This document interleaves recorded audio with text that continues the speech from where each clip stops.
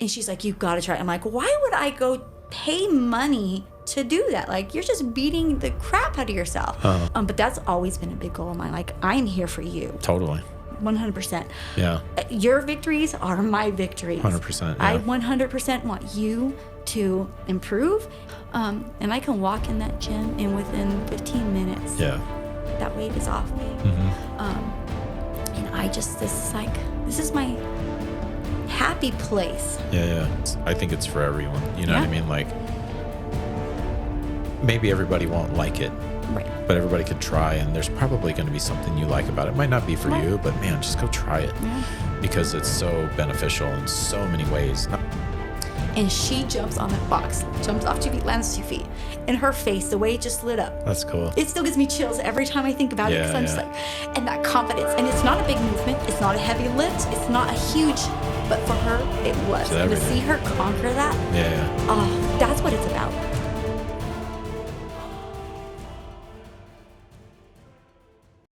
Hello, everybody.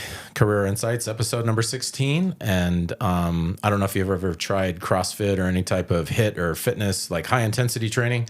If you have, let me know. But today we have Cynthia with us. She's a level 2 CrossFit coach, and she's got some other certifications. And we're going to go into that. And we're going to just talk to her about what it's like being a coach and what she thinks about CrossFit and how she got into it and all that other good stuff. So, Cindy, how you doing? Good. How are you? All right. So you watched, what was it you watched last night? Gladiator 2? Gladiator 2. And so you saw the first one. Everybody saw the first one. How did this one compare to? It was pretty good. I think they're same level. Like, I liked them both a lot. And the first one is so old that you almost don't remember it for this one. So it probably wouldn't impact the... Too much. Well, we did rewatch it just like a month ago because we knew Gladiator 2 was going to come out, and my husband is all about it. And I've probably watched it 3 or 4 times with him because it's one of his favorite type of movies. So we watched it a few times. So yeah, it was nice. Even last night we were trying to like piece where it all goes in together. And we were all kind of talking through the movie. And my son's girlfriend was there, and she hadn't watched it, so she was a little lost through it. How does the storyline go? Because usually it like picks up from the last one on like a sequel, right? But is this like a completely... Yeah. Several years later. Okay. I'm going to say probably about 25 years later. Really? Yeah. Good though? Yeah, really good. Yeah. All right, so I do recommend it. We won't spoil it for anybody that wants to watch it. Yeah. Anyway, today is New Year's Day, so Happy New Year. Yeah, Happy New Year. Yeah, I don't like the whole resolutions thing because you can do that at any point in a year. But everybody has kind of this thing that's like, oh, you know, like I'm going to work on this. Like, do you have anything? Oh, just to keep growing in God and with my family and my husband. Nice. And that's my main goal, closer to where he's calling me to be, pretty much. Yeah. That's going to be a big thing for me this year because I'm like a total noob when it comes to that. You know what I mean? So thankfully... You're going to be the funnest to watch. Yeah. We'll see. But that, you know, and trying to get like fitness, you know, get like just the issues that I've been dealing with and stuff like that, just try to get back to being more consistent. Yes. Because I've slowly been feeling a little bit better here and there. You know what I mean? But how's your training going? It's going all right. I don't focus on it nearly as much as I used to. It used to be the all-consuming for me. So now I'm trying to be more balanced with it, you know, keeping it balanced with my family, our family time, and even in my own mind, because a lot of times it's very consuming for me. My family all laughs at me because, like, when we go on vacations, I take my rower, I take my kettlebells, I take my dumbbells. So I'm trying to become more balanced with it, I would say. And just kind of FYI, everybody, Cynthia is a beast. Like, usually people are chasing her down. Seriously. She's being humble right now, but she is. I remember you did like there was one workout. It was like a toes to bar and running, and you just like crushed it. Like, just demolished everybody else's times. Like, you smoked that workout. Toes to bar and shuttle runs. Yes, please. There was something else in there. You know, I think it might have been V-ups or something. Yes. Yeah. My other yes, please. And your V-ups are incredible. Yeah, best V-ups at the gym for sure. I do love them. Among other things. It helps my short stature helps. So where did you grow up? I grew up in Safford, Arizona, mainly. Yeah. Nice. I used to go there like for court and stuff like that when I worked for the AG's office, like once a week at least. Really? Yeah. How long ago was that? Oh man, what would that have been? 2020. So 2000, let's see, go back 6 years, 2014-ish to 2019 to 2020. Yeah. So we moved from Safford in 2017. Do you have family there? Yeah. Oh, okay. Yeah. My dad is still there. My sister's still there. My mom passed away several years ago. So she passed away there. Yeah. That was where we were raised. What did I went to Safford High School class of 2000. Really? Ooh, What did you think about growing up there?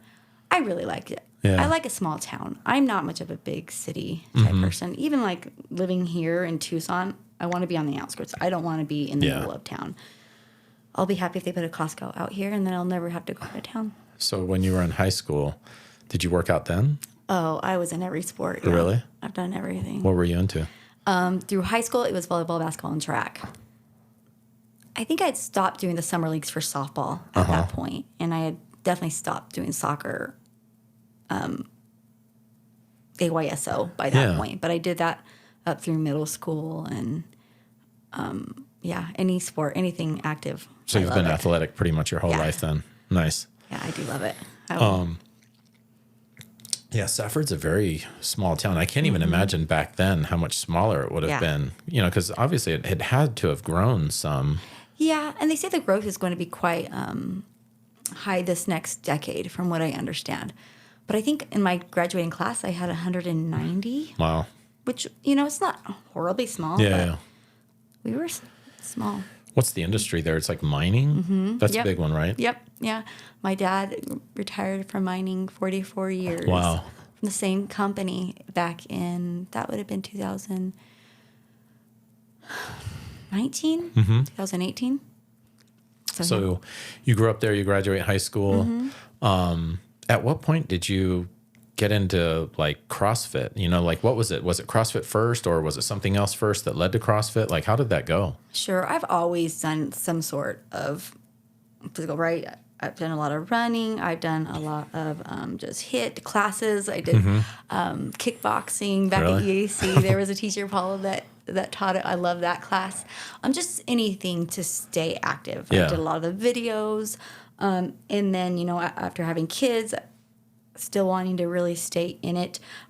So I actually have my bachelor's degree is in corporate fitness and wellness, and then a minor in X-ray science and a minor in health education. So it's always been a love of mine, like staying healthy, staying active. One of my main goals in life is when I'm 70, I want to be moving well. Totally. So it's just always been very important to me. So what got me started probably in CrossFit is I had a neighbor, and she kept trying to get me to go. And the gentleman who had opened the CrossFit in our town. Where's this at? In Safford. Okay. Yeah. I just wasn't too sure about it. So she's like, just go try it. I remember how she got me to do it. It was kind of really weird. But they had done a bunch of rope climbs that day. And that's when they did the Spanish wrap where you wrap your leg around the entire rope. It wasn't the J hook. Yeah. So, but she looked like she had gotten beat up. Like her legs looked horrible. Totally. And she's like, you've got to try it. I'm like, why would I go pay money to do that? Like, you're just beating the crap out of yourself. So she's like, just come try it. I said, okay, I'll go try it. I think they gave like a free trial class. Yeah. And so I go, and the workout was running a 200. It was bookends 200, so 200 at the beginning and the end. Yeah. 21:15.9 or 15:12.9, I can't remember, of ring rows, push-ups, and I think it was sit-ups. So very basic. Very basic. Yeah. And the competitive person I am, I'm like, okay, sure. Like I've done, this is going to touch me, right? Well, I started in September. I think it was September 19th was my first day I went. What year is this? 2009, I believe. Okay. I was trying to remember on the way. This is very early CrossFit then. 2009, maybe 2010. Yeah, still. I get my times because I had Gabri in 2008, so I think it was 2009. So I go, and I'm like, in September, it's still pretty warm in Safford, and I'm in a thermal shirt. And I almost pass out. Like, I can't even finish the workout. I sit on the couch for about 30 minutes, and I'm like, how in the world did that just defeat me? I have not a clue. I'm just astonished. Yeah. Sit on the couch at the gym, and I'm like, okay, I got to get up and drive home. Hopefully I can make it home safe. Well, I'm also very competitive. I'm like, I got to go back, and I got to defeat this, right? Yeah. So I go back, and I talk to the owner. I said, because I'm also very cheap. I'm very cheap. I'm always trying to save a penny. I never spend money on anything at this point. And so I'm like, okay, I'm going to see if he'll cut me a deal. Like, if I pay for 6 months in a row, 6 months up front, funny, what kind of deal will he give me? Yeah. So I cut a deal with him. I can't even remember what it was, but it was decent. It ended up being like $60 a month, the deal I got. Those days are gone. Right? Not going to happen again. But so I get the 6 months, and I am just hooked. So the beginning of this, you have to do 10 onboarding workouts at the CrossFit I started at. And then you redo the first one. Oh, interesting. Again, the one I was not able to complete. And I went back, and it didn't even touch me. And I'm like, okay, so how did it kill me so much initially? But it was just really cool to see that motivation. I mean, like that push that I got to and be able to improve in such a short time, because this is in less than probably 2-week period that I'm able to just like do a workout that just crushed me a couple weeks ago. But it just hits you in a whole nother way, as anyone who's tried it knows. Well, you had a very athletic background. Do you feel that had it played a part, but how much do you think it played a part in like how well you were able to progress early on? I mean, I'm sure it played a pretty big role. And I think the main thing that screwed me initially was my arrogance. I'll be real honest, because it should have still, I look back still and I said, how did that whip me so good? So before this, that was your first time, 2009, 2010. So this is very early on, because I think, wasn't the first games was it 2009 or 2007? I'm going to be real honest. I don't know. Yeah. I don't keep track of any of that kind of stuff. I don't care necessarily about all the famous people of CrossFit. I just go to do it because it's something I hear you. I love. Like, I'll go support people I know, but if I don't know you, I mean, that's great, but I just I'm not involved in that. So let's rewind a little bit, because you said your bachelor's degree is in, what is it in again? Corporate fitness and wellness. Where did you get that at? Grand Canyon University. Oh, nice. Yeah. When did you get that? I graduated from there in 2003. Okay, so this was so you knew early on you wanted to be into fitness. Oh, yeah. So I was actually going to college to be a athletic trainer initially, get my athletic training, and then I was going to go into physical therapy. Oh, wow. Yeah. So when did you know that, like, high school, you were like, oh, I'm doing this? You know what I mean? Like, what point was it? Probably my junior, senior year that I knew I wanted to stay in the realm of just health and wellness. Junior, senior year, I would say. So when you graduate, then what happens after graduating high school? So when I graduated high school, I actually went to Central Arizona College for 2 years there. Had a lot of health issues. The cafeteria food there was really unhealthy, and it was affecting some of my health concerns that I had. So my second year, because I was staying in the dorms. Is this the one that's Central. In Safford, the community college? No, this is out of Coolidge. Oh, okay. But it's very much like EA. They have their dorms, which a lot of the JUCO colleges don't. So I was living in the dorm the first year, and the second year, halfway through, I think, I had decided if you stayed in the dorm, you had to do their meal plan. And I was like, why am I paying this money for this food that's just horrible for me? And I was putting myself through college. I had to come up with everything. So I had to come up with the scholarships. So I was really, again, frugal with my money. Yeah. So I said, I think it was my last semester there, my fourth semester there. And I said, I'm moving out, and I will just finish my associate's degree and travel back and forth.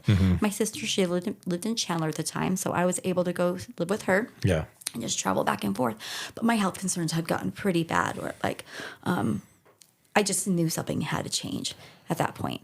So I finished my associates through Central Arizona College, and then I was also athletic training at Central Arizona College for their softball team. What were you doing there?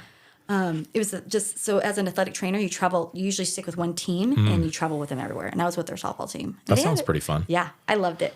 They had a pretty good softball team, and good friends with some of the girls on the team. Just really, it was a good experience. Yeah, for sure. And I had a friend who went to Grand Canyon University. so I went to go visit him. I think there was another college the softball team was playing against, and he came and met me, and so I went to go visit him, and he was going to Grand Canyon and playing golf for Grand Canyon. So I started looking at that, and I was raised Christian, so I love the idea of, number one, a smaller college and a Christian-based college. It was Baptist considered back in 2002 when I initially went there. And I was kind of hoping, it'd help me bring me back to how I was raised more so, because I'd kind of gotten away from it when I had left off to college and such. So went to Grand Canyon. I finished my bachelor's degree in a year and a half from then. Wow. Yeah, because again, I had to pay for it also. I'm going to fit in. I would always do 20 plus credit hours. I stayed really focused on my goal at the time. Yeah.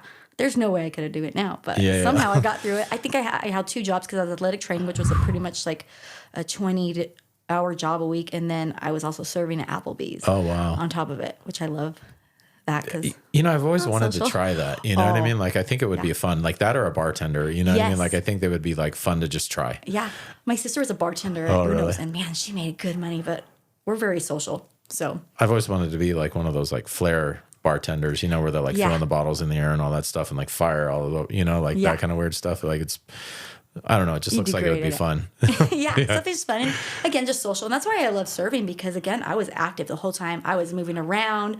I got to socialize with my tables and with the other servers. I love it. I even say to this day, like if I found a restaurant that I knew I can do financially well at, I would probably go serve still to this day. When, this is like a few years ago, like, when I was like single and like didn't have nothing really going on, I was like, man, I should just get a job as a server or something. Just try it. You know what I mean? Like, cause I've always wanted to try it. Probably should have. That's probably during COVID times though. No one wants to serve during that time.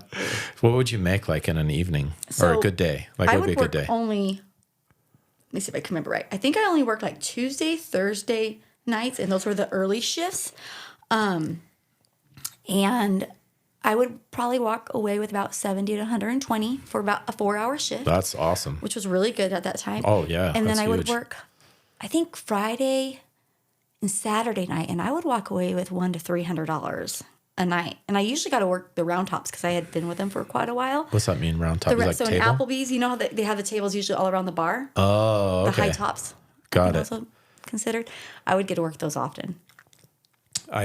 My first job was bagging groceries at the commissary at Fort Huachuca, and I really liked that job because you're just moving all the time and you're talking to people and stuff like that. But they had what's called the express lane. Like they have express lanes like 15 items or less or whatever it is. You had to be moving. And but it was fun because like you were just there the whole time, and like they had this. It was like a Cool Whip bar, bowl or whatever it was, and that was what the people would put the tips in. And everybody would always empty the thing out when they started, and I was like, dude, this is totally wrong. I was like, you gotta fill that thing up because it makes people feel like, I have everyone to tip else is too. doing it. Yeah. You know what I mean? And I would like like the money would just come in. How much would you make? 100, like on the express lane, it would be like 120. What? Everybody wanted the express lane, and it was like it was on like a rotation. I want to go work the express lane. It was. I don't know what it's like anymore, but like on the bases, you know what I mean. Like they'll have that, and it was it was a lot of fun.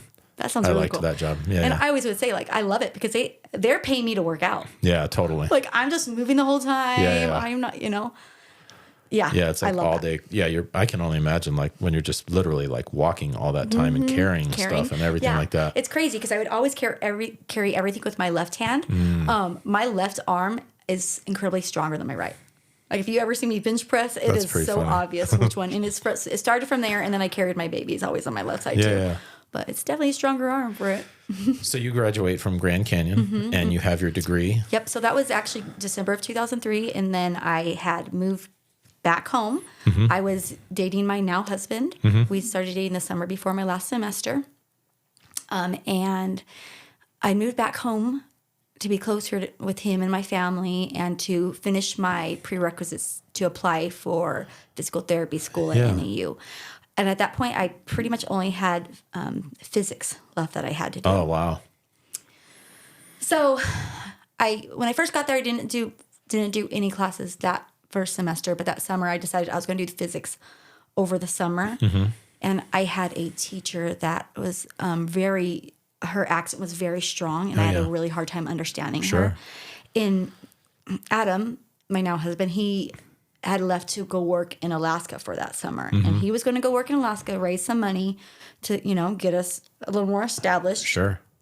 And then I was going to stay and finish this course. Well, I was so stressed out I just wasn't doing well in the class. It's a hard class. It was hard. It was really hard. And so about 2 weeks into a very express class, I said, I'm good. And I took off to Alaska and worked in Alaska with him for that summer packing salmon roe. Really? Yeah. What was that like? It was crazy. In 1 week, I worked, and he always corrects me, I'm pretty sure it is, I worked in 1 week 109 hours, and he worked 108 hours, and he worked on the docks. So I always say, well, I worked harder than you because That's funny. I worked longer than him, more than he had in 1 week. But it was a really cool experience. We came back with a lot of money. We had saved a lot of money because it's pretty much they pay for the room. Yeah. It's part of your pay, and then the food, like you kept a tab in the cafeteria and they took it out of your check before they gave it to you, but you don't have any other expenses. So we came back with a good chunk of money and you're getting, to get started. Those are the kind of jobs where you're getting paid pretty good. No, it wasn't that good. It was mainly the overtime that really helps. Because there's a lot of young kids that they have, probably I would say 18 to 24-year-olds that is working for them in the cannery, whatever. That's pretty cool though. Like, just for that one period. Oh, my husband would move there in a heartbeat if I could handle it. I was freezing. So we were right off the shoreline, right? Because they're bringing in the docks and all that. And I'm freezing. At one point, I think I was wearing up to 7 layers, and and it's the summer, and there's people out there swimming in the ocean. And I'm like, y'all are crazy. It is way too cold for that. And then all your clothes just stunk. Like we had to just throw away all the clothes. Like fish? You couldn't get it out. I wouldn't like that. Yeah. Do they put you up somewhere? Or okay, so you have a place to stay and everything like that. Yeah. And it is kind of nice when that's all you're doing because you literally don't spend any money. Exactly. You just come back with all of it. Yep. So you come back and then what? So we come back. So this was my timelines. Let's see if I can remember my timeline. So this was 2004, the summer of 2004 that we went. Yes, and then when we came back, my husband. So we got back in about September. That Halloween, he proposed to me at a big Halloween party. Yeah. And then we got married a year after that. That's cool. So at that point, I always tell him, well, you distracted me from my dreams of going on to physical therapy, right? Because if I would have stayed on my track, I was always so focused on getting where. But at the same time, it just wasn't God's plan for me. And I can see that now, and He had other ways for me to go for sure. But so I came back and we got married in 2005 and got pregnant directly after. And really? Started the little ones, yeah. So let's go back to the present part where you had just done your onboarding, your 10 classes. Oh, yeah. The workout that crushed you. You do the onboarding, and then you're ramping up fairly quickly. Yeah. All right, so you're working out at this gym. This is in Safford, right? How long are you there for? So he moved around a few times in there. So I'm thinking about 4 years. Okay. And this is a very different type of CrossFit than that we're used to seeing now in our gym, right? It's an open gym format only. He doesn't run classes. Oh, okay. Yeah. So, there were some things that I saw that I didn't care how it was managed, I would say. But it wasn't my gym to do so. And then I had the opportunity. So this is 2014 at this point, because I've been there for 5 years. I can't remember my timeline that well, but I had the opportunity to go get my level 1. Nice. And I was like, okay, let's go. Another lady that I'd been CrossFitting with for a while, she wanted to go. So we're like, let's go do our level 1. We drove to Phoenix and did it at CrossFit Fury. Oh, yeah. And so I go and I am just like, oh, this is amazing. Everyone needs to know this because this is the right way to do CrossFit, right? Because how we were doing it, I would say it's not the traditional way of doing CrossFit with it just being open gym. There was multiple times a coach wasn't even around during open gym. It's very. I remember one time I was pulling my 300-pound deadlift, my max for deadlift ever, right? And there's a video of this, and I look like I'm breaking in two. Oh, like your back's all rounded. Yeah, it is not healthy. Just terrible. Yeah, it's not good form. And the owner, coach at the time, is just, you hear him in the video, like, go, rip it. Like, and I'm just like, this. I look back at that video, I'm like, as a coach, I would never encourage someone to keep pulling like that, right? Yeah. So I go to this level 1, and I'm seeing, like, what a coach is truly supposed to look like as a CrossFit. Yeah. And so I'm just in awe. I'm loving it. Shortly after this, I have to get a hernia repair. Go figure, probably from that 300-pound pull, right? Yeah. But I go get the repair, and then the same lady that I had when I got my level 1 with, she's like, hey, we have this opportunity to buy this gym. And this one's also not a CrossFit affiliate, but she's like, we can make this a CrossFit affiliate. And I have one other guy who would love to go into it with us. Yeah, yeah. And where's this at? In Stafford. Okay, cool. Yeah, yep. So I'm like, oh, let me check into it. I'm already kind of frustrated with how this gym is ran. It's not really what it's supposed to be in the true CrossFit terms, I would say. And I say, okay, let's do this. I had known the guy because I had coached the guy's son in basketball, like a 3rd, 4th grade league. It was great, fun, but so I knew very little of him, right? And we get to know each other, and we start sitting down, and we do our whole business plan together. Because there's 3 partners at this point, right? Yeah. So I'm wanting to be very careful with partnering with other people. My mother had owned a business with somebody else, and I always swore I would never own a business, and I would never own a business with a partner. Yeah. And here I am doing both. So I want to make sure I'm doing it right. So I'm really doing a lot of research, making sure I'm doing everything right as we can to safeguard ourselves, right? So we end up doing the business. We work our tail off initially. Me and the one gentleman that I hardly knew just had the same vision. We were on the same page. The 3rd partner, the one that we both knew, she ended up having to be bought out. She was going through some family issues, and so she had to end up buying out. But the way that me and my true partner, I would say, in the business, just hit it off, and it was so amazing because we still keep in contact. That's cool. Like it's really cool to kind of see how when you have the same vision as someone and you have the same goal as someone, how far it can really take you. So let's go back just a little bit and let's talk about what a level 1 is for somebody that might want to be a CrossFit coach. Oh, good question. A level 1 is just the certification that they put on through CrossFit. They have a 1, 2, and then a 3 is a written test. And there isn't even a 4, but I don't even know how to go about that. It's pretty tough to get to that level, You pretty much have to be like really quite well networked. And I think to even get to a 4, from what I understand. But you go, and it's a 2-day course, and they take you through how to coach appropriately, how the basic movements of CrossFit. You get to do some workouts. You get to do I think most people get to do Fran. Did you get to do Fran? Yeah, it was something Fran-ish. If it wasn't Fran, I think it was Fran-ish.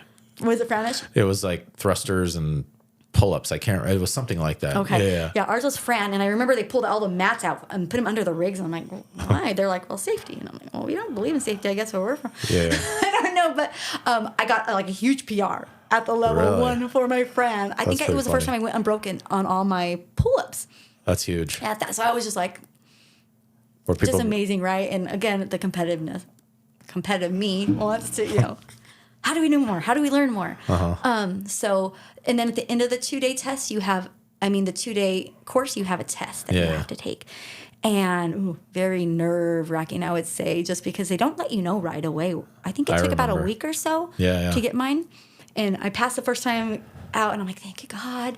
But my friend that I went with, she didn't. And then she had to go back. I think she didn't pass it I think it was a couple times, but it's a hard test. I did not feel good about when I took it. I was like, oh, I hope I passed. Yeah. Because it's a lot of like how your body works, moves. And so my athletic training background really helped me considerably in that. But if you didn't have that, I could see how. Whew. And I remember them saying, they're like, their questions aren't there to try to trick you. And I was like, dude, there are like some hard trick questions in there. And I was like, well, this isn't what they said. You know what I mean? But that's absolutely worth it though. But do you remember like what it was, like how much it cost at that time?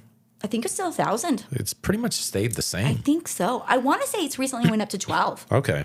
And it's good for 5 years? 5 years, yeah. So anybody that wants to be a coach, this is where you start, CrossFit Coach. Because if you want to coach at a CrossFit affiliated gym, you have to be a level 1. Yeah. Right? Yep. Yes. So you get your level 1, and then you're partnering up with 2 people that ends up or 3 that ends up becoming 2. Yeah. And what was your vision for the gym at that time? So my vision at that time, and I would still say to this day, is to help people. Yeah. Like, and, even during when I did own my gym, I had coaches that would come in, and it was just more like an image thing, I would almost say. And you just can get a vibe off them, that they're just there to kind of almost share their knowledge, but it's not about the individuals, sure. I would say. But that's always been a big goal of mine. Like, I'm here for you. Totally. 100%. Yeah. Your victories are my victories. 100%. Yeah. I 100% want you to improve and, get a better wellness. Mm-hmm. And so just being there for whatever level. If it's my 3-year-olds that I used to do preschool CrossFit with, up to a 70-year-old lady that I private trained. Like, I've done such a broad age group because I do have that kids CrossFit. I just want to help. You had done a lot of coaching previously in different ways, you know what I mean? Like, yes. Whether it be like for a sports team or something like that. Like, how was it the first time that you coached like your first CrossFit class? Oh man, let's see if I can even remember that. I mean, so the first time would have been in my own gym. So when, like I said, I was with the other open gym, right? So when I went to get my level 1, I had no intention of opening my own gym. Okay. Nothing. Like, that was not my intention. I just wanted to go and like, okay, cool. This would be a fun experience, right? So, and I remember when I went to go tell the old owner of the first gym that I went to that, hey, I had this opportunity. I would love to stay and go networking with you because I think we can work together well. Yeah. Like, do competitions and all this such. And it wasn't taken well. Really? Unfortunately. So, So actually, let me take it back just a hair. So when I got my level 1, I went to him and I was like, I would really love to help out here. I would love to do a class or 2. I think there was, at the time I was trying to get my dad to get started. Yeah. So he was late 50s at this point. And so I was like, I think I could start like an elderly class. That'd be cool. Elderly, but an older one just focused on them where they feel more secure. They're just not coming to a big open gym scenario. And he's like, that's just not my vision. I said, okay, I respect that. And then shortly after is when this opportunity came around. So my first true class was in my own gym when I opened it. And it was kind of surreal, but very nerve-wracking, right? Because I didn't have, no one was there to shadow me. I mean, for me to shadow. That's tough. It was just jumping in and doing what I had learned at the level 1 and just doing a lot of research just to prepare ourselves. I look back and I'm like, wow, that was brave. How did that feel? You know what I mean? Because everybody's looking to you like, oh, she knows what she's doing. Yeah. She's coaching, but it's like you got to learn somewhere. Yeah. And it's through trial and error a lot of Absolutely. times, unless you have like somebody that's like there, but you didn't have that. No. So that must have been pretty tough. Yeah. It was very intimidating. I was very intimidated. But I knew if I just came and I kind of if I let people see kind of my heart. Yeah, for sure. I just generally want the best for you and that I'm going to care enough about you that would kind of make up that difference of experience that I hadn't yet gained. Man, that's a big thing is if you can connect with people, I think that's just, you can't even rate it on a level of importance. It's like if you can connect with people and they have faith in you and believe in you and what you're trying to like teach them to do, it's like that's everything. Yeah, absolutely. So you own that affiliate there. Like, how long do you own that for? So that was 2014 that we opened that. We moved to Farmington in 2017, so about 3 years if I remember correctly. Nice. Yeah, and then I just sold my portion off to my main partner at the time, and we had brought on another one. I forgot about him. He didn't have a lot invested into it, but I want to say he bought a little bit, and then they brought in another lady to kind of fill my role more when I left there, and then I headed to Farmington. What were your takeaways from owning that first affiliate in Safford? So when I owned there, I knew there were certain steps I had to take, right, to establish a good business, because well, I knew it was really important to offer this service to our community. It still is a business, right? Like, bottom line is we have to be in the black. We can't be in the red. Yeah. So I remember at one point we had to up our prices a little bit. Yeah. And me and my partner, we had went to the seminar in California. It was great. He's talking about this and how to bring in new people and how to retain and all this. And it was, again, just so motivating. So trying to increase prices so that we can stay in the black and stay open, right? To be able to offer this was very difficult. But I think just being open and honest with where we were standing, we didn't lose like I thought for sure would happen. And that was right towards the end, actually, when I was getting ready to move. So they actually ended up doing the increase, I think right after I left, if I remember correctly. But my other takeaway is, like, I need to know more. I've got to do better. So probably I started looking into getting my master's degree right towards the end of owning there. And then my mom so then we moved, and my mom had gotten real sick, but I had just started my master's program in business administration because I was so like, I've got to learn more to do better for my business. So I must have started a little earlier because I was still focused on like making our business better. And that's why I went ahead and started pursuing my MBA. Where did you do that at? Also Grand Canyon. Oh, nice. Yeah, online. Oh, okay. Yeah. Awesome. How long did that take? I think that ended up taking me about 2 years, and it was really nice because I was able to take some breaks in between each class. They were 8-week courses, and you were only able to do one course at a time. Okay. But they were pretty intensive in that 8 weeks. It took a lot of hours each week, right?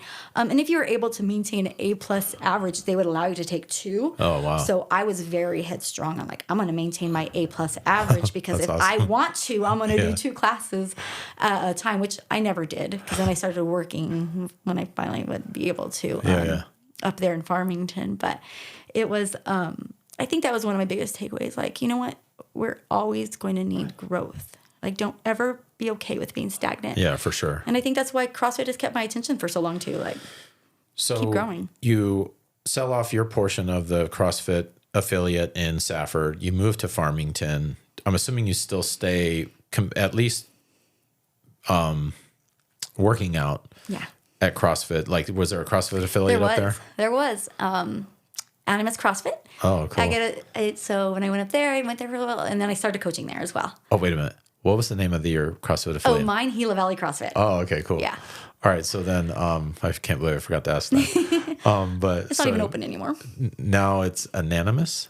And so Animus is in Farmington. Okay, because of the Animus River, I think that flows through up there. It's beautiful. So you start going there. And I become pretty good friends with the owner there. It's really nice because I'm also grieving the loss of my gym, right? So we moved up there because my husband's job took us up there, and I did not want to go. I was like, I have my business here. My husband will even tell you that's the happiest I've ever seen Cindy. Like, she was in her realm owning that gym and being around that. And so it was really, really hard for me to leave. My mother had also, shortly after we started the business, my mom was diagnosed with ovarian cancer. Oh, wow. So during this whole time, she's doing a lot of treatments up here in Tucson. And so I'm one of the ones that get to bring her quite often because I have more freedom. I own my own business, right? And so I bring her to quite a bit of her treatments and stuff. And then, this opportunity for my husband comes open, it was a great opportunity. And my dad, is telling me, Cindy, you have to, support your husband. And I'm like, I don't want to. But okay. So I went kicking and screaming a little bit. So then we end up there, and like I said, I became pretty good friends with the owner up there, started coaching there, and we got to have a lot of really good conversations because she was also a massage therapist. So we would just spend a lot, hours of her usually with her massage therapy on me, and just kind of walking through a lot of the grief I had of losing my business. It was really tough. Yeah, I can see and sense your emotion about that. Yeah. And this was also, my mom passed away within the first 6 months that we lived in Farmington. And when we moved to Farmington, we didn't know a soul. Yeah. It was really hard to make that move and losing her. And I wasn't in Farmington for a lot of that first 6 months we were there because I was back here in Tucson with my mom in the hospital. With your mom. Yeah. But it was a very hard, Still sits heavy for sure. Wow. The loss of her, the loss of the gym, the loss of my friends, my community. What time frame was this? So this would have been we moved up there in June of 2017. What was it about that affiliate? You're very emotional about that. And was it the impact you felt you were making, or you know what I mean? Like what was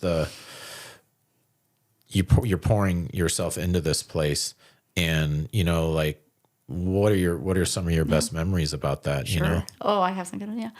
So I think it is the impact, right? There was a huge loss of that. Me and Megan have got to talk about it quite a bit. Yeah. It's like they're our baby. Like when you create something, that's your baby. Yeah. You have a lot. I had so much time invested into that. But I would definitely say some of my greatest, and I've shared this story often. I had an 11 o'clock class at the gym I owned, right? And we had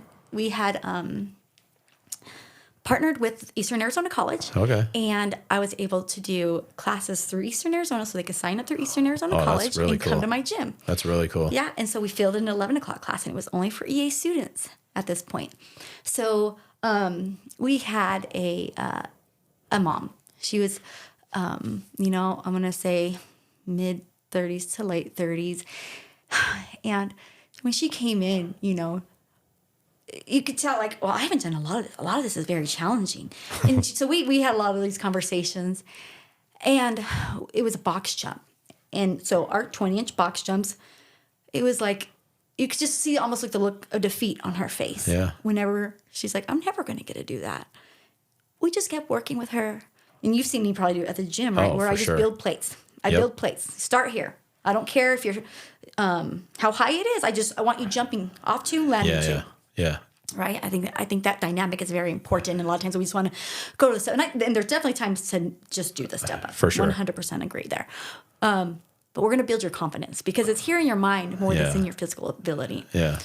So one day, she's probably, I don't know, I'm going to guess she's been coming for about 6 months to a year because she's hitting every time that you can re-sign up for a new semester, the summers, that's everything. Cool. She is coming in. And I'm going to guess it was probably about 6 months to 10 months that she's there. And I look back and she's pulling out the 20-inch box. Ooh. Yeah. And I'm just like, okay, let's see you, girl. And I would always set them up by a pole just to give them a little of that security because, again, it's just they're not confident in it. Yeah. And she jumps on that box, jumps off 2 feet, lands 2 feet.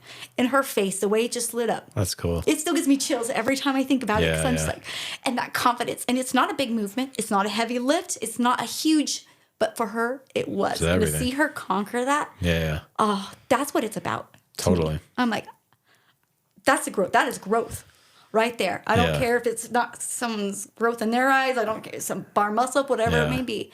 That's growth. And to see that was one of my biggest takeaways as a coach. I will still say so to this day. Yeah. Yeah. Those are the cool. Yeah. And there's one more. Let me share one more story. Yeah, for sure. So there was another young man.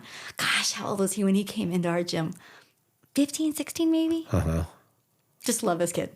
Love him. But when he walked into that gym, you could just, the way he carried himself, right? Yeah. No confidence. Just looked hurt. Yeah.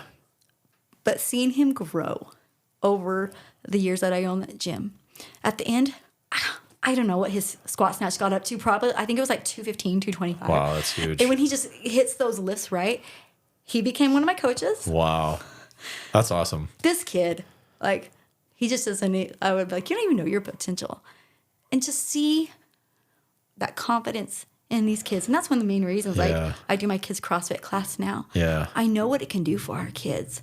I think it's so important for these kids in a world that just kind of knocks them down a lot of the time. You're capable more than you think you are. You can do hard things. For sure. And I'm going to be here to support you. And even when you get knocked down, that's okay. Let's learn and keep moving. Yeah. So those are probably two of my favorite people that just really motivated me as a coach to why I'm here. Yeah, totally. Like what, so when you go to Farmington, you're there for how long? 2 years. You're pretty much, you're coaching there too, right? So I'm only coaching probably about the first year and a half I'm there. And then the lady that owned the gym, they decided to sell it. And the new ones that came in, we just didn't see eye to eye on a lot of things. And at that point, I was like, I'm not going to coach any longer. And I ended up actually going to another class. This was not CrossFit. It was very different. It was just a women's class. Like a fitness type class? It was 5 a.m. most times on Monday, Wednesday, Fridays. And it was a batting cage facility. Oh. And I started going because my kids played softball and baseball. Yeah. So got to know the owners there, and he has this women's class. And I'm like, I got to do something. So I just joined this women's class with him, and it's really cool. It's very unique how he has it set up. He would do a little motivational talk before every class. So we'd come in, sit on the little bleachers. He'd give a little motivational talk, and then we'd hit whatever we were going to hit. Sometimes we'd be out there 3:30, 4 in the morning, and we'd have to go.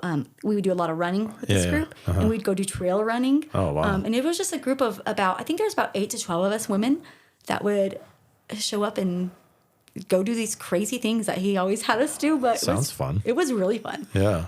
Running. I remember we ran I don't remember the longest, probably the 7 mile. We'd be running in the snow out there. It was crazy. So you're still a level 1 at this point, right? Okay. So let's fast forward. Did you get, when did you, so you're a level? When did I get my level 2? You're a level 2, right? I'm a level 2. When did I get my level 2? So I must have got my level 2 about 3 years after I got my level 1. Okay, so. Yeah, it's right when they came out. So when the level 2 came out, when I went and did it, we were probably within the first couple months of it coming out. They didn't do the test with it yet. Yes, I didn't have the test. That's huge. Yeah, I was pretty excited about that, right? Yeah. So, well, I didn't know because we didn't know it was coming. Yeah. But, later on, when I heard they had a test, I'm like, oh, okay, dodge that bullet. That's funny. So, got my level 2, same thing, same experience. Like, yes, this is amazing. We got to learn more. We got to do more. We can do better. We can improve this for our members.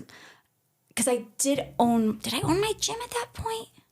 Yeah, I owned my gym at that point. Yes, because it was me and Jared that got that one together. Where did you get it at? Fury. I think CrossFit Fury again. So level 1 kind of teaches you the foundational things that you need to know to be a coach. Yes. Movement standards for basic movements and methodology and all those kind of things. Right. I want to get my level 2 at some point. Like, what is the next step when you go to that level 2? Like, what is it at that point? I think it's just more in depth. I think it's more in depth and just coaching and being more confident in what we're saying. Yeah. It was just a lot of, we're sitting here and critiquing movements together. Wow. That's what I recall. Was it a 1 day or a 2 day? Do you remember? 2 day. 2 day. Okay. So just like the level 1. Cost goes up a little bit? No, same? Same. Okay. It was still 1,000. Yeah. And I think they even do military discounts and stuff, right? Nice. I think so. I'm pretty sure there are. And so that's something for someone to consider is like your level 1 is good for 5 years. You can always get your level 2 sooner. However, like I'm on the wait till I run that out and then get that makes the most sense financially. Level 2. Absolutely. And that kind of was, I don't know. So I got mine in about 3 years. So I probably saw it a couple of years. So I wasn't the most efficient at that point. Maybe it was even 2 years. Gosh, I don't know. Because you have to have a certain amount of hours coaching before you can go for your level 2. Okay. Correct? That's good to know. Yeah. I'm pretty sure that's what it used to be. Or I'm making that up in my head. That would make sense. Or maybe that's level 3. It would make sense that there would be something to where you couldn't go like, well, I got my level 1 and then, I'm going to go get my level 2 so I can put it down on the website or something. It definitely is your level 2 because I remember like my partner sitting there and calculating his hours before we went. Okay, cool. All right. Well, yeah. So, and I'm sure you're well past that. I hope so. Yeah. I'm sure you are. Yeah. Because it's not a ton from what I remember properly. So I got my level 2 about 3 years and after the other one. And then, then goes 5 years where in a lot of that 5 years, I'm not even coaching, right? We moved, so we're in Farmington for 2 years. And then we moved back here. And to Tucson? You come back to Tucson from Farmington. Mm-hmm. Okay. Yep, it's right here. It was close enough to home because I can jump on the freeway and be home in an hour and 40 minutes. Yeah. So I can make niece's volleyball games at that point. Like, it's nice to be able to just do our family events, right? Opposed to a 7-8 hour trip, I think it was from Farmington back home. So we come to Tucson. I initially got to find a CrossFit. Anytime I know I'm going somewhere, I'm checking to see if there's a CrossFit anywhere around, vacation or moving, whatever it may be. And I find Iron Grip, and I go with the Iron Grip, and it was just a different vibe, right? For me, I hadn't really been in a CrossFit because that last 6 months I'd been only doing the women's only class. And again, she's actually my best friend. She lives here. I actually have somebody here, which is cool because I didn't have it in Farmington. And I hit it off with a couple of the 8 a.m. ladies. What year is this? Yeah. This is 2019. Oh, wow. So, because I started in 2017. Gosh, it's 2008. Yeah, it's 2019. Yeah, wow. Oh, my gosh, my years are a blur. I'm pretty sure it's 19. Yeah. So... you connect with an 8 a.m. person? I connect with some... That's the class I'm going to. Okay. I'm not working really yet. And then... This is right before COVID, right? So I get a job right before COVID kind of goes down. Yeah. And I'm only going to do a hole punch card. I'm only doing a hole punch card at this point. I have a whole gym in my garage. I kept a whole gym in my garage from when I owned my gym. I was like, I had some equipment. I made my own gym. I have everything I need. So... Yeah, that's right. So then COVID hits, and I'm like, I'm just going to work out at home. Yeah. This is just, I don't want to wear a mask while working out. I don't want to work outside. Yeah. So I end up just working out in my garage. And then shortly after that, probably about a year or so after that, I start working at a church. And there's some people, the lady that I am now taking her position because she's quitting, it's like, I'd love to work out. I said, let's just work out in the garage. So I get a group of there's probably about 3 to 6 that show up. Wow. Almost mornings. Cool. 5 a.m. 2 or 3 days a week. And we're just working out in the garage together. And I'm like, I miss working out in community. Yeah. Right? Because I'm not pushing myself the same way. It's just not the same thing as being in a box. Sure. And then Megan reaches out to me and says, hey, any interest in coaching? And this is probably a month before my level 2 expires. And at this point, I'm like, I'm not going to go redo it. I'm not going to go do it without, Truthfully, I'd forgotten that it was even getting ready to expire. So I say, okay, we're going to, I want to do it again. Like, I want to find that motivation again. And I go. I remember this now. Yeah. Yeah. And then, so I don't have much time to renew mine, right? But they let me do my level 2, renew it online in like a day course. Yeah. It was actually, I didn't feel like I got out of it like I did out of course of all my other certifications that I've done. Yeah. But it was like, okay, at least that stressor's off the plate. So that was 2019, right? Nope. This is 2020. 21? Yeah, that sounds about right. I think it's 21, right? Yeah. Okay. So maybe 20. No, because she doesn't have the gym back open of 2020, right?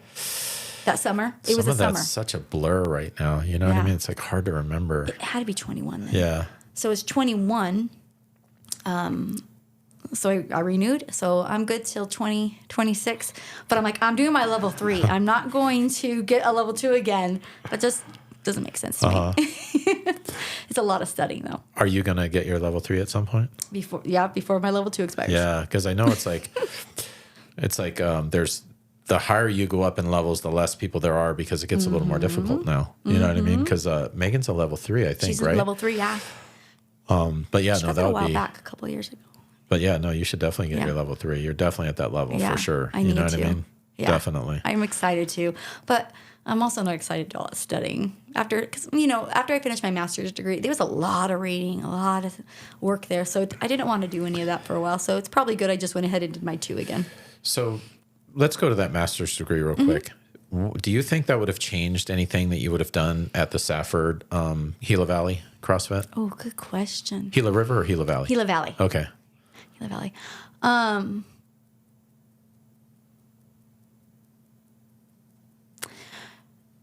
I think in the beginning years it would have. Okay. Yeah, because my master's degree was through Grand Canyon, so it was Christian based. So it talks about servantful leadership. Okay. I don't feel like I'm saying that right, but as a leader, I am not your boss. As a leader, I am your servant. Okay. Like, I am here for you. And that was a real big eye opener because, like, I was always kind of raised with, you do as I say, not, and just, this is what it is. You don't ask questions type of thing.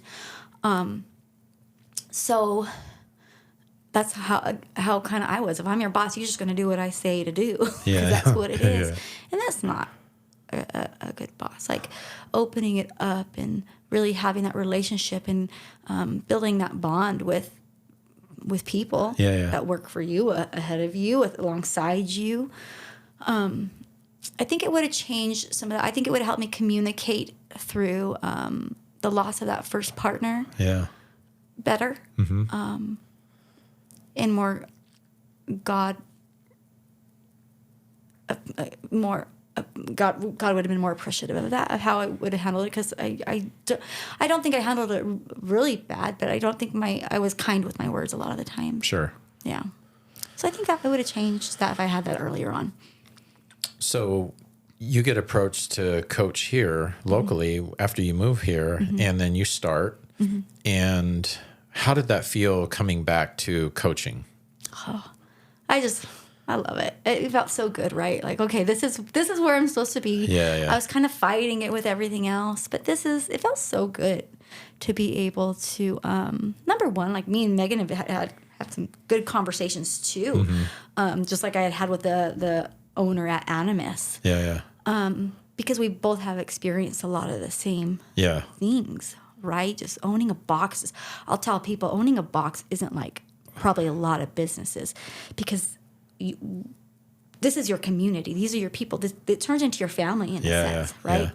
So it can't just be the black and white of a business. Yeah. It's very much so the emotion of family and community involved in this one too. So we've got to have some really good conversations about that as well. So coming back here and getting to do that again, it was just like, okay, that's what's been missing.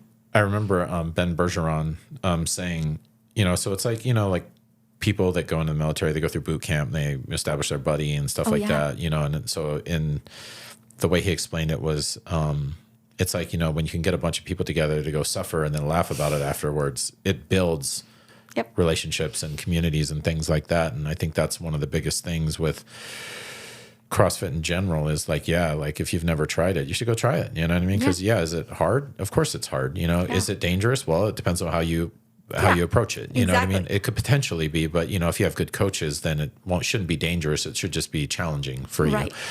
And you're in a room with 15 other people, and you literally people are like laying on the floor or whatever it is afterwards, and it's fun. And you do that with a bunch of people on a regular basis, and you get close to them. And it's very rewarding as a coach, and, as an athlete, and when you're doing it, it's very rewarding, but it's also even more so when you're a coach. So talk about that a little bit. Just getting to see that broad view of it, right? Like you were saying, like it's so rewarding for us. There's something in that for us, and there's something that obviously connects for me. Like my husband's over, so that's the happiest I've ever seen you be when you're in that realm. It's just like I can walk into that gym with 100 pounds on my shoulders, with this life of raising teenagers, the stress of holding 2 jobs, the stress of my husband's job kind of always all over the place, and who knows what, they're going to try to send us somewhere, whatever it may be.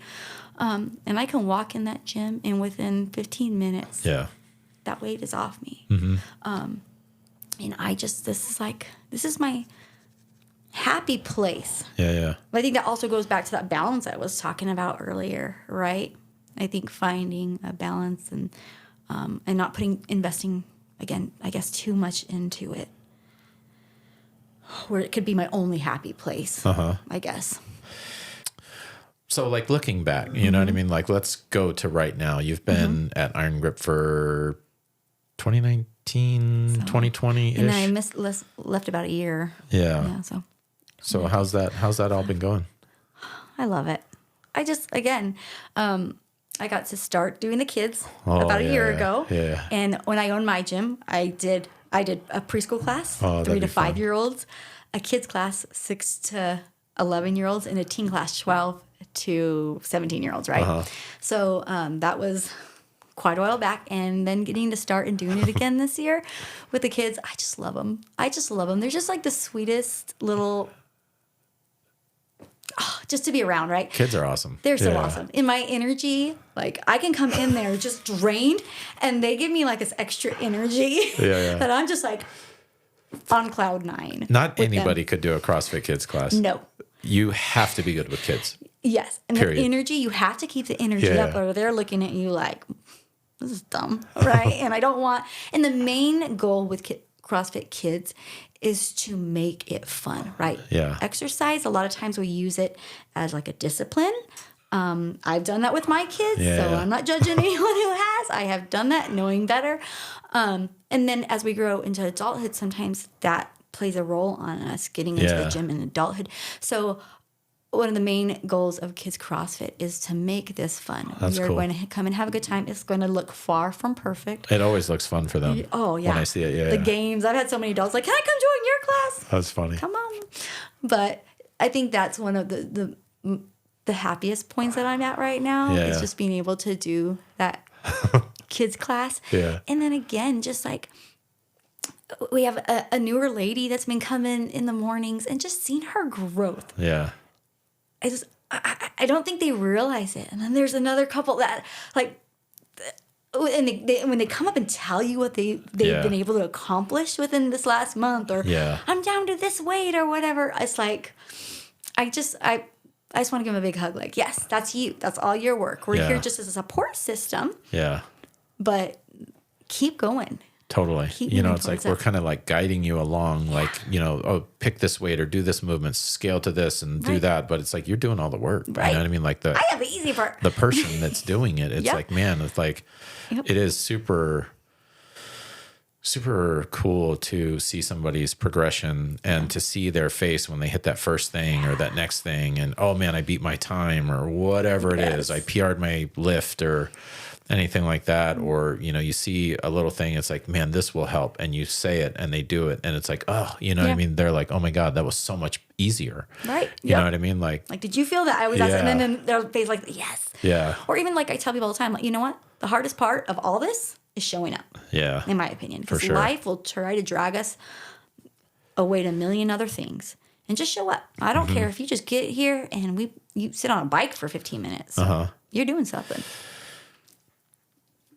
So pros of coaching, we've had a lot of pros. Any like cons? Like, what's a hard thing? What's a hard thing?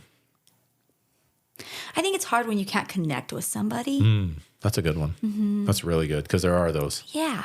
Very rare, but it definitely can happen. That's tough, right?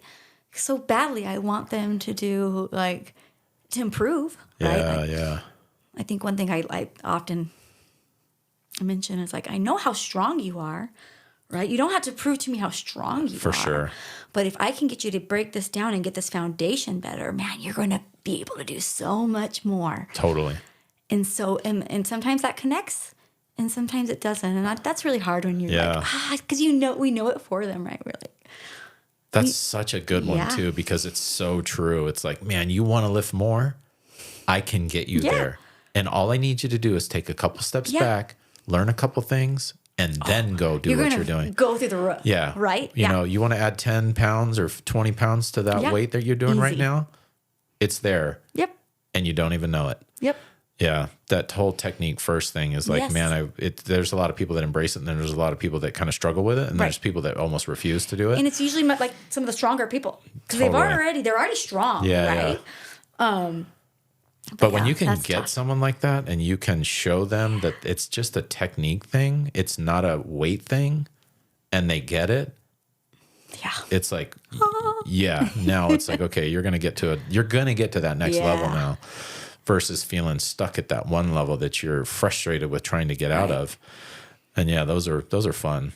I learned a lot on when you get to one-on-one with people a lot, like when I was doing like foundations and stuff like that a lot, you learn so much at that level. So I would say anybody that's looking to coach is like, coaching class is great and you get to do a lot and you will learn a lot. But man, when you get in that one-on-one setting and you're coaching people and you're seeing what the faults are and you're trying to correct the certain things that are going wrong and you see what works and what doesn't, and then you keep doing that over and over and over.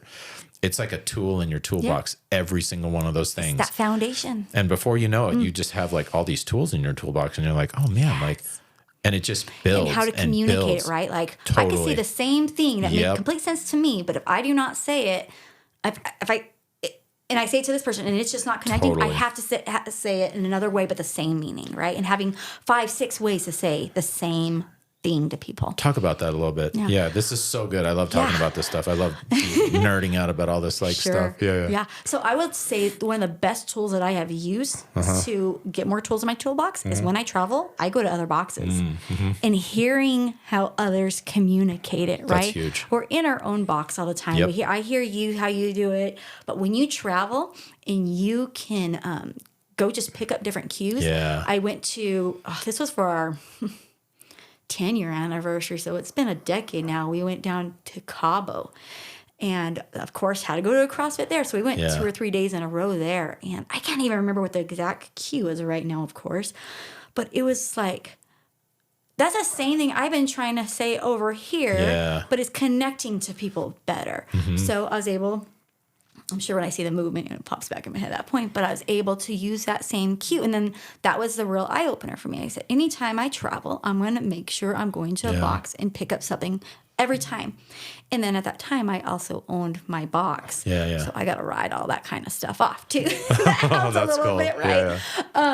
Now I can't do that, but it's growing. Same thing we talked about earlier. Like my main goal this year is to continue growing in every way and not become stagnant. So I may not have the benefit of write-offs, but I have the benefit of I'm going to be a better coach for you. Yeah, totally. So that's good. So let's go down this path a little bit more. So anyone who's looking to coach, coaching one-on-one, that's a big thing. Yes. Going to other places, so other boxes. So we say boxes, that's what CrossFit gyms are referred to. So like we could say in the same thing would be go to other CrossFit gyms, or a same way to say it would be go to other CrossFit boxes to see what other coaches, other boxes or gyms are doing, because that is definitely huge. Yeah.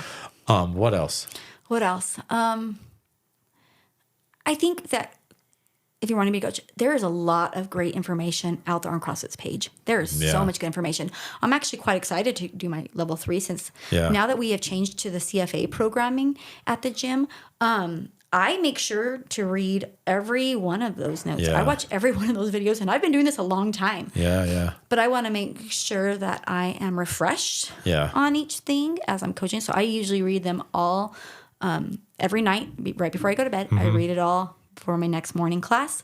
But there's a lot of really good information out there. For sure. Like even the cycling, right? So when I owned my gym, we were Olympic lifting focused, I would say. I think every gym has their own focus usually. So cycling was a huge thing for us. And barbell cycling? Barbell cycling. Okay. Yeah. So I know how to do it real well. I remember when I came to Iron Grip, and I was very good at this. My cycling was really good. And I didn't even connect how I got to that point. But with the CFA programming, it's talking exactly how you bring it in, how you bring down the elbows, and where you hit and where you hinge and all this kind of stuff. It's very important.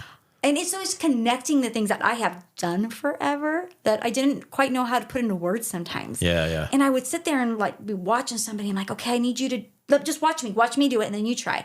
But it's just kind of connecting those two things a little bit better with that breakdown of it. So that's huge, because you can know how to do something technically correct, but being able to convey that to another person that you're teaching it is very different. So just because you know how to do it doesn't mean you'll know how to coach it. So that is... Yeah. And I would say that's one of my faults, my negatives. I don't think I'm a great communicator. Like you are. I feel like I have a lot of room to grow on it for sure. And so I think that this is kind of bringing that in for me a little bit better, where I can communicate, okay, this mumble jumble in my head that I'm trying to get out to here, this is what I'm trying to say. So all those tools on CrossFit's website, 100% use them. Yeah, that, and something that's helped me over the years is like I'll watch YouTube videos on let's say snatch, you know what I mean? Yeah. And I'll watch as many different coaches as I can because I want to see how are they cueing this one thing? Yes. And each one of them will do something a little bit different, even though it's all the same. And that's going back to those tools in your toolbox that you are so good about. Yeah, and I've been in your classes where you bring those videos up. I love that, and I love how you and Alexander do that pretty good. I believe. I think it's Alexander. Yes, and I'm like, I wish I had more time just to sit down because I won't stay focused that long. I'm not as focused as you guys. I'll be like, ooh, something shiny. Gotta go over there. But I really do appreciate that because I think it does give you more tools in your toolbox. It's like the more you can hear other people doing it and watch other people doing it and then applying it, the application of it is the same thing too. Yeah. It's like how many people you can try these things on and see what works and things like that. Because as a coach, you're developing as well.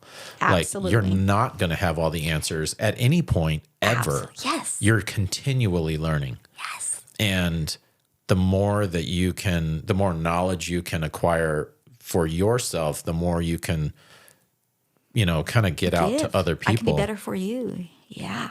What do you think about that? The just the idea of, you know what I mean? It's like you've never really. There's no end game. Like there's no like finish line. Let's put it that way. I think that goes right back to the goals I was talking about earlier. Yeah. I mean, I talk about it with my relationship with God. I talk about my relationship with my children, with my husband.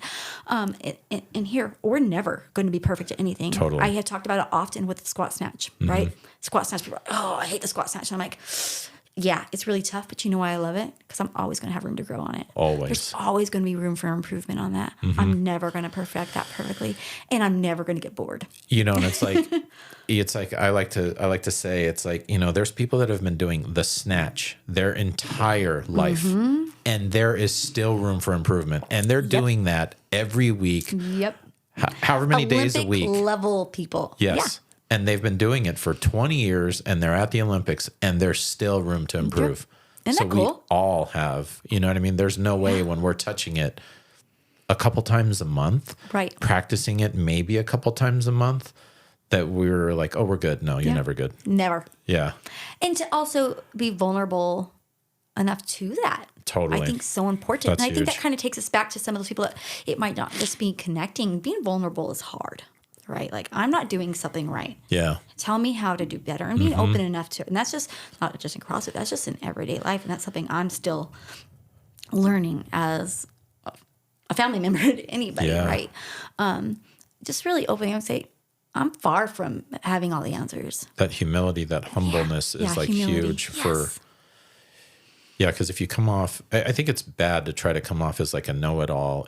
You know what I mean? Like you're not. Yeah, people don't take well to that. Yeah. What would be your advice to somebody that's looking to become a CrossFit coach? What would you think? What would you say? Yes. Why? Yeah. Oh, because I love it so much. Yeah. I would say the community that we get is so important. I mean, we're helping others, but at the same time, we are helping ourselves, right? Like when we help others, we still win something in that. It's just not about what we're giving away. It's about where we're growing and how we're improving. Yeah. I highly recommend it for people who are sedentary and they're like, I don't care about fitness at all, because I think community is huge. Yeah. Having people around you to keep you motivated is huge. For someone that might be just kind of like a busy mom, right? It can be done quickly. Hopefully, if you don't have an hour in your day, I would really recommend finding an hour in your day and not compromising like sleep to an extent, because I think that sleep is just as very important. But making that a priority for your health, for your family too. I remember when I first started, what finally got me to do, I said, you know what? At this point, I think we'd been married 3-4 years. We never had cable or anything. I said, people pay over $100 for cable a month. I can go to the gym and pay $60. $75 was the fee at the time. And put something good towards my body, opposed to sitting on the couch watching TV. Totally. Because this is not only going to be beneficial for me, but it's going to be beneficial for my family. If I'm healthier, live longer, be more active for them, whatever it may be. So even for that mom that, may think, I don't have the time, I would really recommend finding an hour in your day for our sanity and for our family. And for people who are huge enthusiasts, like, this is awesome because we can always grow, right? And it can be really competitive for anybody. So I truly believe at any level, CrossFit can be beneficial to somebody, from a 3-year-old to that 70-year-old I was talking about. Totally, 100%. Like, because I think it's for everyone. You know what I mean? Like, maybe everybody won't like it. Right. But everybody could try, and there's probably going to be something you like about it. It might not be for you, but man, just go try it. Yeah.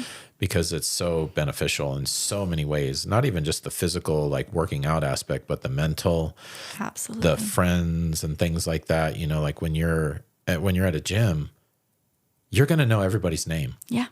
I'm sure you've been to like a regular, like a Planet Fitness or something like that. You don't know, you might know a couple people's names. You might nod your head at somebody that you walk by when you're there, but you don't know that person's name. That will not happen at a CrossFit gym. You will know. It shouldn't. I have been in some that are. Oh, really? And it was quite like, sure. Maybe we're spoiled. Yeah. And that's one of the things, like you said about the name. Like, I pride myself on knowing absolutely everyone's name. Totally. I think that is so important. For that community. Yeah. So, and that's another good point to bring up. Like, you don't have to be like in your 20s to become a CrossFit coach. No. Like, you can be at any age, really. Yeah. You know what I mean? It really just comes down to like, well, so what would be your advice to somebody that is interested in becoming a CrossFit coach, and maybe they've never been to CrossFit, you know what I mean? They're like, you know what I mean? Or maybe they've tried it a couple times, and you know what I mean? Like, cause that'd be an interesting progression. You know what I mean? It's like, you'd want some kind of experience, like, what do you think about that? Someone that I would say, one thing I would definitely say is, you know what? This is the perfect retirement gig.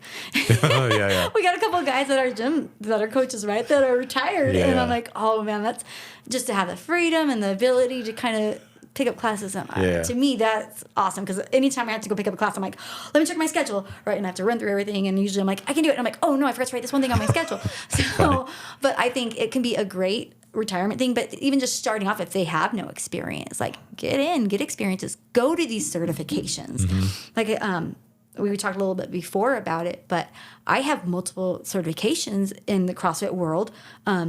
That every time I go to one of these, it's the same, like my level 1, my level 2 is just like, oh, I learned so much. That was my favorite. No, that was my favorite. No, that was my favorite. Yeah. Because there's so much information out there. So if you are on this track of wanting to become a CrossFit coach, look at that aspect of there is so many resources for you. Yeah. And if it's something you love, yes. What other certifications do you have? So I have let's see if I can remember them. I have my level 1 for Olympic lifting. I have my level 2 for Olympic lifting. I have my gymnastics one. I don't think they offer the 2 anymore. They offered an advanced gymnastics at one point. I don't know if they still do. I wanted to do it, and I never did that one. Is the gymnastics course, is that through CrossFit? Yeah. And then what about the Olympic lifting Those ones? were both through CrossFit as well. Oh, okay, cool. Yeah. How, like, what were involved in those? Like, how were they 1 day, 2 days? Some were 1 day, some were 2. The Olympic liftings were both 2 days. Okay. I think the gymnastics was also 2 days. Our endurance one. Oh, that was a fun one. That was a 2 day, huh? The aerobic capacity? Yeah. Yeah, that was, or was it 1 day? I think it was 1 day. I think we went 1 day. Yeah. Okay. It was freezing in there. And then the kids' CrossFit certification. I don't even know if they offer it. Yes, they do, because Michelle just went to it. Oh, yeah. But now you don't have to have that certification in order to provide the classes. But that was amazing fun. Really? It's really fun doing a CrossFit kids class with just a bunch of adults, and they're like talking to you like kids. Because it's kind of crazy. A lot of times we have, like, as we're coaching, we're breaking something down. We kind of have to break it down like we are to a kid, right? So that CrossFit kids certification was a lot of fun. I really do recommend that one for even like a beginner course. How each one of these, like the Olympic lifting level 1 and level 2, the aerobic capacity, like, how did it benefit you as a coach? as a coach, just to how to break things down. But I like the kids CrossFit, right? So the kids CrossFit one, I would say, is really good in aspects of like teaching you for even beginners. It doesn't have to be applicable just to the kids. It tells you how to break down even getting into a headstand. Yeah. I remember I had this lady who came into the gym, and I'm like, okay, we're going to be doing handstands today. And she's like, no, I'm not. She's like, I do not feel getting comfortable getting upside down, right? Totally understandable. She probably hadn't done it for 20 years at this point. Yeah. Probably longer. And so we had to walk through the steps of it. Yeah, and just having the education to kind of explain that in a way that's going to be understood, very basic. She got upside down, and I remember, again, I had seen her face. She's like, oh, how did I get upside down here, right? So really cool. The Olympic lifting certifications, I will tell you. So this was years ago when I did it. The first one was just the basic CrossFit one. Yeah. And the second one was the Chad Vaughn one. And he had a different I like Chad Vaughn. Very good. We actually got him to come to my partner. Became really good friends with him. And he came to our gym multiple times and just did classes. Yeah. Like seminars at our gym. Amazing. Yeah. But he had a very different style than the initial Olympic lifting one. Yeah, for sure. The basic one. And so I remember after the first day going home and just so upset because I could not I couldn't make that change of what he was wanting. And like they're sitting there drilling it in. They'll have you sit in that hang position like all afternoon, right? Trying to just fine tune that. And I was so frustrated. Actually, this was in the class. He's trying to correct me, and I'm just not getting it. And I could feel my eyes just starting to swell up. And at this point, I was not emotional. Like, if you got a tear out of my eye, you knew, like, I was about to blow. What did you attribute that to? Like, that? Where was that disconnect?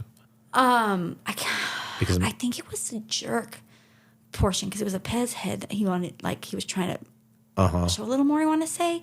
Where was the disconnect? I think it was just muscle memory from doing it so long the other way. Okay.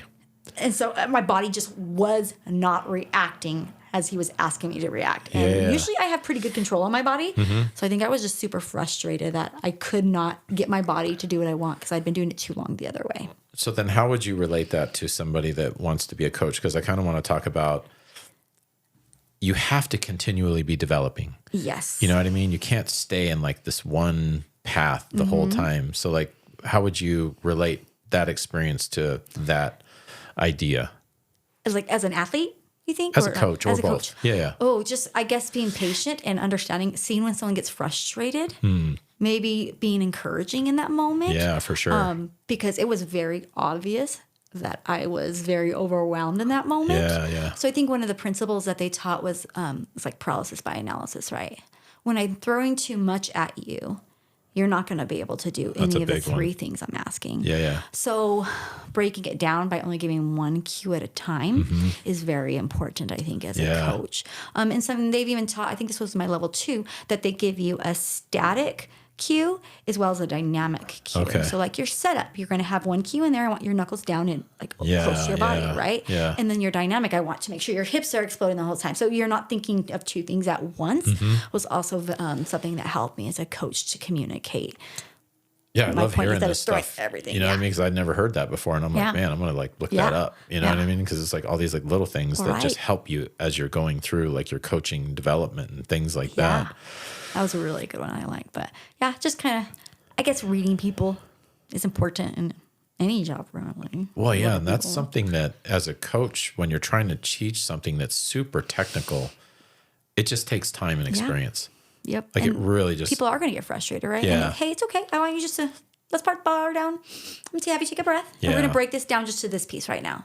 So I do that a lot, right? Where I want them to feel their hips. So I want them just to kind of start in that set position and go up with a dynamic hip. Yeah. And then they feel that and they're like, okay, yes. Okay, now we're going to build on that. Oh, nope, we didn't. Let's go back to there. Yeah. And anytime I'm feeling my hips not opening, I'm going to take you right back to this step. I have to still do this after years of doing this and encouraging them that way. It's something I try to utilize. Do you follow CrossFit, like what's going on with like the games and all this other stuff, or like High Rocks or any of this stuff? Don't even know what you're talking about right now.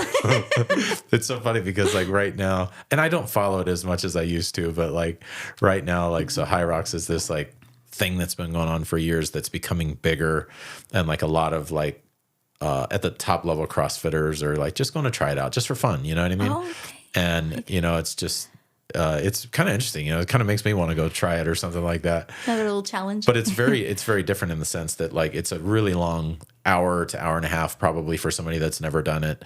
Like Tia and James Newberry did it, and they did it in like 55 minutes, which was like really fast. I think I remember someone talking, it's like an obstacle, and it's all like the same thing over and over. Not an obstacle, but like a... You do like 1,000-meter run, and then you go do like a skier, and then you go another 1,000 meters, and then you go do like sled push and 1,000-meter run, and then you go do... It's like a set workout? It's the same every single time. I can't remember who was talking about. I mean, I've heard a little bit about it. And, you know, but, you know, Tia did it, and it was, you know, 2 minutes. she made, but she made the comment that it's like, yeah, like we're usually going for like 10 or whatever minutes, you know what I mean? But this is like an hour or more for people that have never done it, you know what I mean? Which we need to, right? Super long time domain of, you know, and the running distance and things like that. I don't know. It's just, but the movements themselves are not complicated because we're doing them all the time. Right. Wall balls, skier, rowing, sled pushing, what's one of the other burpee broad jumps, you know, the stuff burpee like broad jumps that. would probably be the only thing I would have. All the other sounds miserable. But you put all those together over that long of a time, now it's very different. Yeah. You know what I mean? Each one of those things individually, I don't know, it just seems like it'd be fun to just go try one or something like that. Well, it's kind of like the Spartan races and all that kind of I've stuff, always right? wanted to do one of those. I've done some of those. Are they like fun? Amazing, yeah. So I did one of them with the group of ladies that I did the morning class with in Farmington, and we went and did one of those shortly before I moved here, I think. Oh, yeah. I haven't seen those very much lately. They're fun. They do them up in Phoenix about every February, like up North Phoenix, I want to say. How long does it go for? They have a like 6K one, a 10K one, and different ones, and then so many obstacles after. I think the one we did, I think was a 10K. Yeah. And it had like 18 obstacles, if I remember right. This was quite a few years ago, so I'm probably pretty off. But it's really fun to do in a community. So actually, in the first gym I was in, we would go do these types of things all the time that'd be fun. as groups, and it was a lot of fun. It really helped us build like our community. I think even when I first came to Iron Grip, we would do like a monthly activity together. Yeah, I would love to like start doing that again because I was like really like pushing that for a little while. Yeah, you were a really good leader on those. And it was fun, you know, because we go bowling or whatever, you know, and things like that. Let's get out and hang out. Like we like each other enough to hang out with each other, right? We went indoor skydiving one time. That was pretty fun. Oh, I know. I missed that one. I would have loved to do that one because I would love to get my skydiving instruction for retirement. So that's why I went to retirement with CrossFit. Like, this is what I want to be doing in retirement. I want to be doing scuba diving, skydiving, and CrossFit. Have you ever done indoor skydiving? No. Oh, well, I'm going to be going. Let's talk to you a little bit about it. This is my helmet right there. Oh, it's nice. Yeah, so we should you should go. Like, you know what I mean? Like, I'll let you know, like, and maybe we'll get some people together, but that'd be fun. I haven't been in probably a year, and I just missed the whole skydiving environment. You were getting your instructional in it too, right? I got my skydiving license. And is that the license is your instructional? Is that the same thing? I don't know. Just a licensed skydiver. So like basically like go take, you know, you basically go get your license so that you can go skydive anywhere at different like drop zones. So you got to do like 25 free fall skydives, and then you get what's called your A license. And that allows you to go jump at any drop zone. By yourself, like not on somebody's back? Yeah. Okay. So you're jumping by yourself. So indoor skydiving, you could get hurt, but it's a lot less risky than actual skydiving. But the indoor skydiving is a lot of fun, and I really missed that. And I was telling Holly, I was like, that's like one of the first things that I want to do is just go indoor skydiving sometime. So I'll let you know when we're going to go, and we'll get some people together. What I think would be super cool too, those like squirrel suits. Oh, that was why I got into skydiving, is because I want a wingsuit one day. And I just, after like I got tinnitus and things like that, I kind of put the skydiving on the back burner because I didn't know if it was contributing to it. Oh. So that's why I haven't skydived in like a year, but I do miss it a lot, a lot. Like, and I'm like, well, at least I can go do the tunnel, the indoor skydiving, because it's super fun. And is a lot cheaper, I assume? Oh, no. Okay. Not really. Yeah. It's still kind of expensive. Yeah. But I don't know how we got on. I don't know how we got talking about that, but we love activities. Yeah, seriously. But going back to being a coach, like, do you have any regrets? Like looking back, like, man, as a coach, I should have done this, or this would have helped me, or man, you know what I mean? Like any regrets looking back? Oh, let me think here. I'm sure there's tons that's not coming to my brain. Any regrets coaching?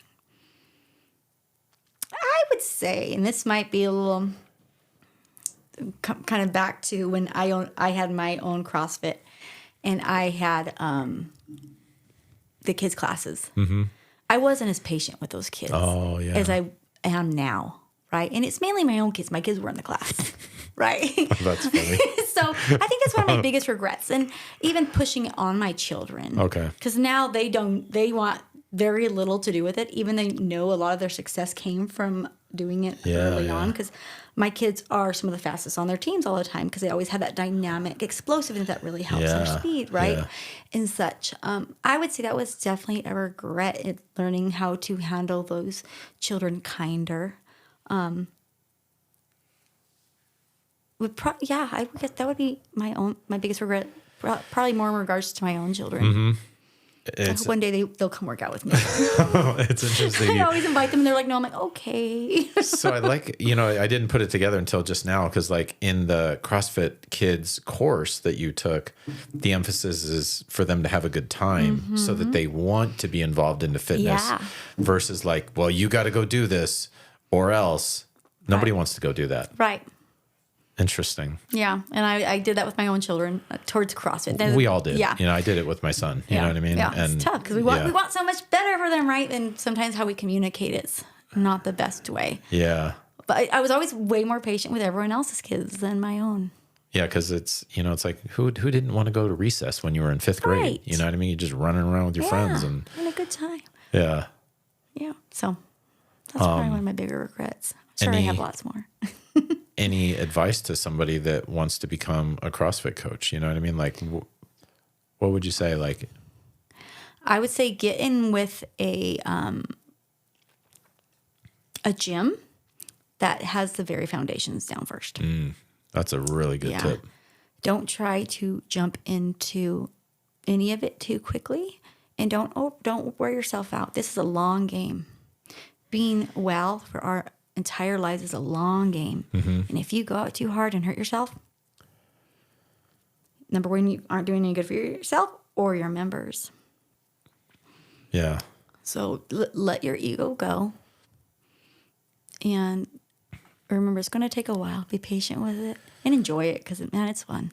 Go try out like a bunch of gyms, you know what I mean, before you commit to one, because you'll start to see like which ones you like more for whatever reasons or which ones you don't like for whatever reasons. Definitely. Because everyone has their own thing. They got to put their own twist on their own gym, right? So what they focus on more, like communities, if it's important to them, absolutely. Go check them all out. Boy, that's a whole nother conversation. Yeah. We could have all that stuff. Wow. Well, thanks for coming today. Thank you for having me. It was New Year's awesome. Day. Happy New Year. And Happy New Year. Yeah, this was really great. I mean, I love coaching. I know you love coaching, and you're an excellent coach. Well, thank you. And we miss you. Yeah, I know. I have multiple people asking me, "Where's Eric?" I said, "Hopefully he's coming back after 6 weeks, but I don't know." Yeah. So if anybody's wondering, I started back at full-time lawyering again. And I don't get to coach as much, but I'm hoping to start coaching maybe a little bit more. We'll see, once I kind of get the feel, because I'm still like in training. Yeah. I've been training all this time.